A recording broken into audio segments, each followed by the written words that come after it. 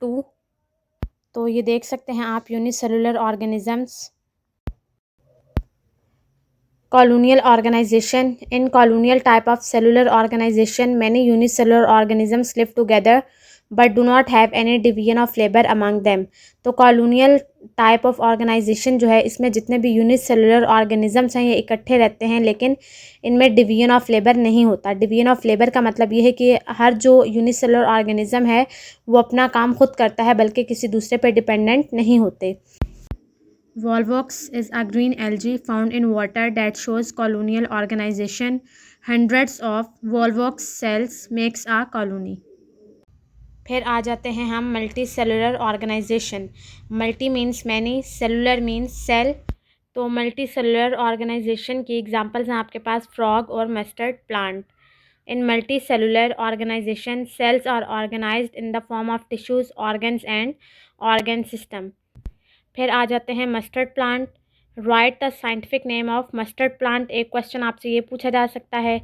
दूसरी तरह से आपसे क्वेश्चन पूछा जा सकता है कि right a short note on mustard plant. ठीक है, तो सबसे पहले आपने बताना है साइंटिफिक नेम। तो मस्टर्ड प्लांट का साइंटिफिक नेम है आपके पास ब्रासिका कैम्पेस्ट्रिस।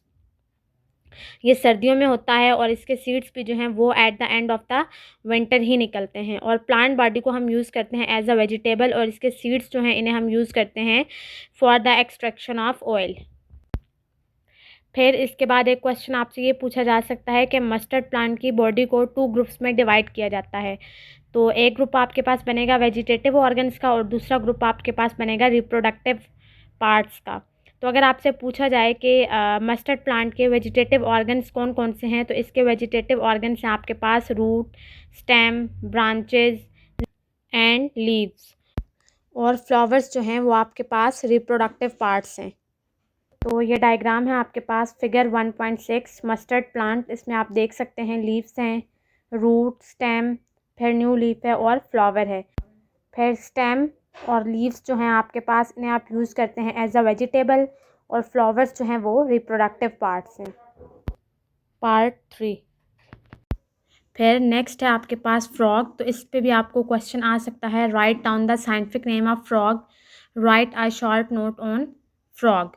तो फ्रॉग भी आपके पास मल्टी सेलुलर ऑर्गेनिज्म है और साइंटिफिक नेम है आपके पास फ्रॉग का राना टिग्रीना। और आपको पता है कि एक ऑर्गेनिज्म जो है वो किससे बनता है। सबसे पहले आपके पास सेल्स मिलकर बनाएंगे टिश्यूज़, फिर इसी तरह से टिश्यूज़ मिलकर बनाएंगे आपके पास ऑर्गन्स, और ऑर्गन्स मिलकर बनाएंगे ऑर्गन सिस्टम लेवल। तो ये सब चीज़ें आपके पास आ जाती हैं किसमें, मल्टी सेलुलर ऑर्गेनाइजेशन में आ जाती हैं। तो फ्रॉग की जो बॉडी है ये बनी हुई है ऑर्गन सिस्टम से, और हर ऑर्गन सिस्टम जो है वो मुश्तमिल होता है ऑर्गन्स पे। तो इसमें कुछ स्पेसिफिक टाइप ऑफ टिश्यूज़ हैं। उन टिश्यूज़ के नेम्स क्या हैं? Epithelial tissue, glandular tissue, muscular tissue, nervous tissue. तो ये कुछ मेजर टाइप्स ऑफ टिश्यूज़ हैं जो कि प्रेजेंट होते हैं फ्रॉग में। तो यहाँ पर भी आपसे क्वेश्चन पूछा जा सकता है कि write down the names of tissues which are present in frogs. तो ये 3 टाइप्स ऑफ टिश्यूज़ हैं जो कि फ्रॉग में प्रेजेंट होते हैं, और उसके साथ साथ आपको फ्रॉग का साइंटिफिक नेम बहुत अच्छे से याद होना चाहिए। और साइंटिफिक नेम लिखने का तरीका ये है कि जब भी आप लोग लिखेंगे तो आपने लिखते हुए अंडरलाइन करना है। और एक और बात कि आपने अगर राना है तो इसका आर हमेशा कैपिटल लिखना है, और टिग्रीना का टी आपने हमेशा स्मॉल लिखना है। ठीक है, और हमेशा आपने इसे अंडरलाइन करना है। तो ये डायग्राम है आपके पास लेवल्स ऑफ ऑर्गेनाइजेशन की। तो आप देख सकते हैं सबसे पहले सब एटॉमिक एंड एटॉमिक लेवल है, फिर मॉलिक्यूलर लेवल है। जब मॉलिक्यूल्स मिलते हैं तो वो ऑर्गेनेलिज बनाते हैं, और जब बहुत सारी ऑर्गेनेलिज मिलती हैं तो वो मिलकर सेल बनाती हैं। और इसी तरह से जब बहुत सारे सेल्स मिलते हैं तो वो टिश्यूज़ बनाते हैं, और जब टिश्यूज़ कंबाइन करते हैं तो वो ऑर्गन्स बनाते हैं।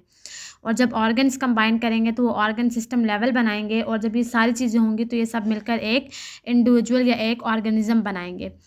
और इसी तरह से जब सेम स्पीशीज़ सेम एरिया में सेम टाइम पे रह रहे होंगे तो वो बनाते हैं पॉपुलेशन, और पॉपुलेशन में आ जाएंगी। फिर जब डिफरेंट पॉपुलेशंस कंबाइन होंगी तो वो कम्युनिटी बना लेंगी, और कम्युनिटी के बाद आपके पास आ जाएगा बायोस्फीयर लेवल, यानी कि जिसमें all types of populations, community, organisms होंगे। तो उससे आप क्या कहते हैं, बायोस्फीयर लेवल।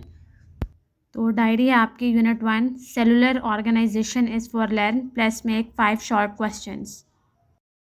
तो अब हम दुआ पढ़ लेते हैं। सुब्हानल्लाहि व बिहम्दिही सुब्हानकल्लाहुम्मा व बिहम्दिका अशहदु अल्ला इलाहा इल्ला अंता अस्तगफिरुका व अतूबु इलैक। Okay, wish you best of luck. Thank you.